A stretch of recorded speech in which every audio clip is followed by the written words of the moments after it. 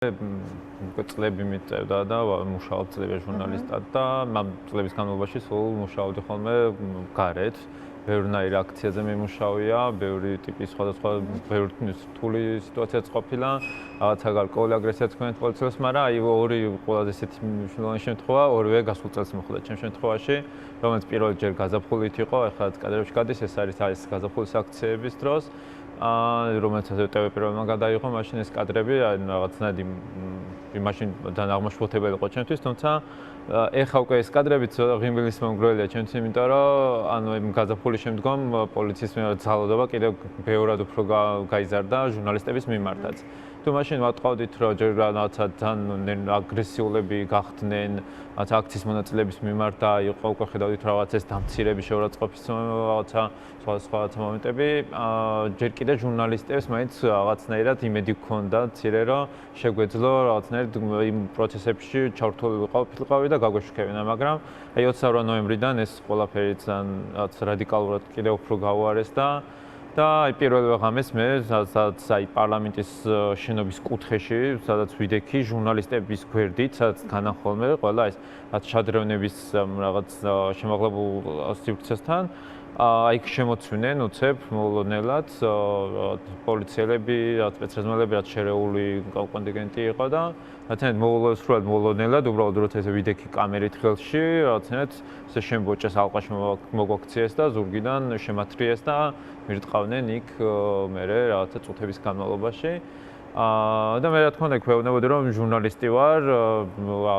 რაც უნდა გამეკეთებინა, რაც უნდა მეთქვა, მე არაფერი სხვა არ გამეთქვამს, გარდა იმისა რომ ვცდილობდი როგორმე გამიგებინებინა რომ ჟურნალისტი ვარ და იქ დგომის და გადმუშაობის უფლება მქონდა და მათ არ ჰქონდათ უფლება და ეს იყო სისხლსამართლის დანაშაული, რასაც ის ჩადიოდნენ. თუმცა აზრი არ ჰქონდა, კამერების სხვათა შორის ძალიან ესე სუფთა დამაცალეს. მე ვცდილობდი დამენახა ხო არ დააგდეს უბრალოდ აგრესიულად და უბრალოდ რაღაცა ცემა ხო არ უნდათ, მაგრამ არა, კამერები ძალიან ესე ოსტატურად წამართვეს და დამაყაჩაღეს, წაიღეს და მე უკვე კარგად რო ჯერეს გულით ცემით და რაღაც მომენტში დავეცი და გავით შეკიდეც, მე უკვე ამაყენეს და გადამიყვანეს განყოფილებაში, სადაც ასევე მე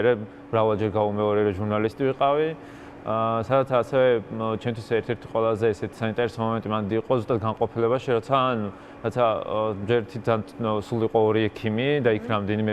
ჩემს ბევრად ცუდად იყო, მაგრამ ჩემი სახით იყო ძალიან ცისხლიანი, ცხვირი მქონდა რამდენიმე ადგილას გატეხილი და აი ამ ფონზეც რაღაცნაირად როცა ვალაგებდი, ისე აღმოჩნდა რომ ჩანთა ვერ წამართვეს იმ მომენტში დაკავების დროს და მივყვა განყოფილებაში და იქ აღმოჩნდა რომ მედო დრონი მაგალითად და აი ძალიან ესე ფამილიარულად და ძალიან ინფანტილურად რაღაცა მეუბნებოდნენ, აბა ეს როგორ მუშაობს, ხო არ შეგიძლია გვანახო, როცა სისხლდენა ვერ მიჩერდებოდა და ესე სისხლი მდიოდა, ანუ მაშინ ვიგრძენი რომ მათთვის არ უყავ ჩვეულებრივ ადამიანი, რაღაც არ ვიცი მუთაქას რო გქონდეს სისხლები, ალბათ ისე არ მოექცევი, ისე დამოკიდებულ არ გექნება, მაგრამ რაღაცნაირად მაშინ ვიგრძენი ზუსტად ეს ინფანტილიზმი, რაც ყველაზე ესეთი საინტერესო და ცოტა უცნაურიც კი იყო მაშინ და შემაშფოთებელი. აი შემდეგ გადამიყვანეს კლინიკაში, სადაც დამიტყვეს, რომ სასწრაფოდ უნდა გამეკეთებინა ოპერაცია და სადაც უკვე გავიაზრე, რომ რაც ჩემთვის ასევე ძალიან მნიშვნელოვანი და მტკივნეული იყო ის, რომ მე საკმაოდ დიდი ხნით მიწევდა მე ამ პროცესებში ჩამოშორება და როცა არ ვიყავი 10 წლის განმავლობაში ფაქტობრივად აქცია არ გამიტოვე, სადაც არ ყოფილიყავი ჩემი კამერით და არ მემუშავა, მე მიწევდა, რომ ესე სახე შეხვეულს მეყურებინა მხოლოდ ტელევიზორში, ეს შემდგომ 2 კვირის განმავლობაში მინიმუმ. კი ბატონო და აი გუშინდელ ღონისძიებაზე რას გვეტყვი? ხო და ხო აი ზუსტად ეს დაჯილდოებულ ხალხზე. კი ზუსტად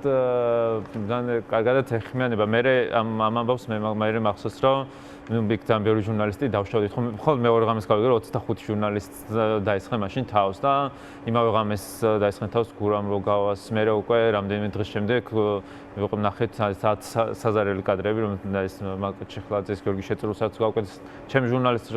რომელსაც მინდიას რომელსაც უკვე ტიტუშკები დაესხენ თავს პოლიციელების თვალწინ და ესე უყურებდნენ და რაღაც ერთობოდნენ ამის ყურებით, როგორც ცემს ერთი მოქალაქე სხვა ჟურნალისტი და გარბის. და აი ამ ყველაფრის მერე როცა ამდენ ჟურნალისტი დავზარალდით, ასეთ ამ პროცესზე მერე ჩვენ ახსოვს ჟურნალისტების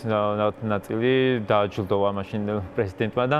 ამას მალევე მოყვა საპასუხოდ რაღაცა თითქოს გვეჯიბრებოდნენ და გვეუბნებოდნენ, აი თუ თქვენ მაგალითად გაჯილდოვებენ იმისთვის, რომ აი რაღაც არ შეუშინდეთ და მე ისევ დაბრუნდი, ისევ გააშუქე, ისევ მუშაობ ამ თუ სიტუაციაშიც, აი ჩვენ ვაჯილდოვებთ რაღაცა პოლიციელებს, რომ აი ვინც განსაკუთრებული სასტიკე გამოიჩინა, რომ შემდგომ აი შეგიძლიათ კიდევ უფრო მეტად, ვინც უფრო მეტად სასტიკე იქნებით, თქვენ რაღაცა უფრო ღირსეულად წარმოჩინდებით ჩვენს თვალში, რაღაცა ცდილობენ რომ უფრო მეტად აი ეს გაზარდონ, მგონია მათ სისტემაშიც რომ ან ჩვენ მყარად ვართ და ვინც ან თქვენ შორის ვინც ვინმეს თქვა სხვა დროს დაინდობს და არ გაცდება თავის პროფესიულ მოვალეობას და მხოლოდ რაღაც შემოიფარგლება რაღაცა არ ვიცი დგომით ან თუნდაც უბრალოდ დაკავებით, არა თქვენ ალბათ უკან დაიწევთ ან საერთოდ წახვალთ, მაგრამ ვინც განსაკუთრებით სასტიკი იქნება, ის დაფასდება, იმიტომ რომ აი ესეთი არის ჩვენი ხელმძღვანელობაც. რაღაცა მგონია ეს უფრო მათთვის არის გზავნილი, ვიდრე იმისთვის რომ რაღაცა ჩვენ კიდევ ერთხელ გაგვაბრაზონ, ნუ კი ჩვენ მე აღარ ბრაზდები ეგეთ რამეს და უკვე მივეჩვე იმას რომ რაღაცა როგორც წესი ისინი უღირსებს თვლიან ღირსეულებად.